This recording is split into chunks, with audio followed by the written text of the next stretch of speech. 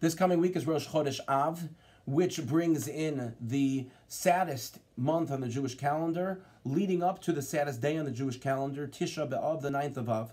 Tisha B'Av is the National Jewish Day of Mourning, and it is a day which is Muchan L'Puranos. It's a day that was prepared for tragedy, even back to the times where it started, in the time when the Jewish people sent Miraglim, sent spies to spy out the land of Israel before they even entered. And those spies came back on the night of Tisha B'Av, and they gave the Jewish people a report, which was a terrible report, and the people cried. So Hashem said, if you cry for nothing, I'm going to give you a reason to cry on this night for generations. And so it was. The day of Tisha B'Av, the night followed by the day, was considered to be the most tragic on the Jewish calendar. And the two most tragic events that have occurred in our history were the destruction of both Batei Mikdash, the destruction of both holy temples, which really separated us from the deep and close connection that we had to Hashem. And to this day, we sit and we wait for the opportunity to have the Beis HaMikdash once again, so that we can become closer to HaKadosh Baruch Hu on a physical sense in this world. And so one of the most well-known customs of this period of time of the 9 days, Ashkenazic customs, is that we don't eat meat and don't drink wine. And the reason for that is that Chazal teach us, Ein simcha ela bebasar v'yayin, that rejoicing, joy, is expressed on a physical level through eating meat and drinking wine. So we stay away from that for this period of time. Sephardim have the custom of keeping away from eating meat and drinking wine during the week, the Shavua Shechal Bo Tisha B'Av, the week in which Tisha B'Av falls out. So according to all of our practices, there's a limitation on eating meat and drinking wine during this period of time, with an exception.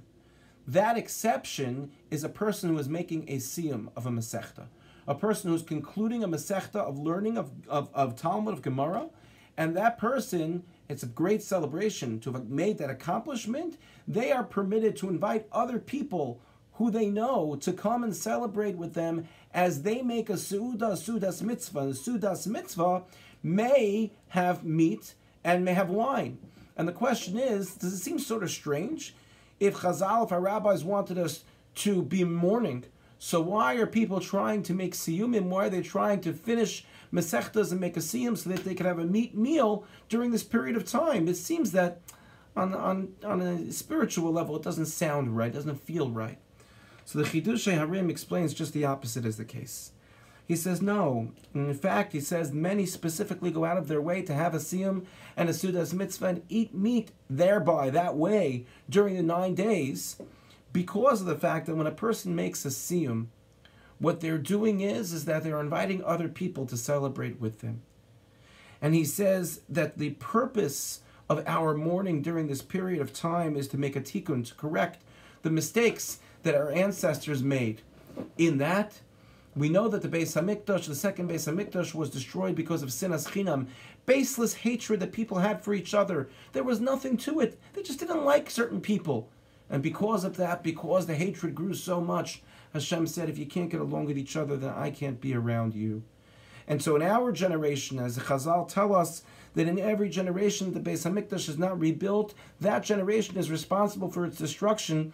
So in our generation, we have a responsibility as well to do a tikkun, to do a correction to that which caused the destruction of the Beis HaMikdash. And the way in which we do a tikkun is by showing love to our fellow Jew. And so he says the custom of having a siyum maseches and inviting people to come and eat with us and to eat meat with us is because we're inviting people who may not be our best friends, we may not be so close to, but if I'm making a siyum, I don't care who it is who's coming to celebrate with me. I want them to come and celebrate. And likewise, a person who doesn't even know the person who's making the siyum, but is just coming to eat with them, they're celebrating with someone randomly, for no purpose, baseless. So that baseless love can trump the baseless hate, that which caused the destruction of the Beis HaMikdash. And that's the reason why there is such a big deal made about a siyum maseches, and why it's permitted to make a siyum and to have a sudas mitzvah with meat during the 9 days. So as we commemorate this difficult period of time, this difficult week, may we focus on trying to reach out to some people who we may not have anything to do with, or some people who we may have what to do with but have had some kind of bad interaction over the last year or couple of years. And let's reach out to them and show them some baseless love in hopes of doing our little portion and trying to be metaken and trying to fix that which destroyed the Beis HaMikdash. And hopefully in that merit, our eyes will be able to see once again the rebuilt Beis HaMikdash. Thank you for listening and have a good Shabbos.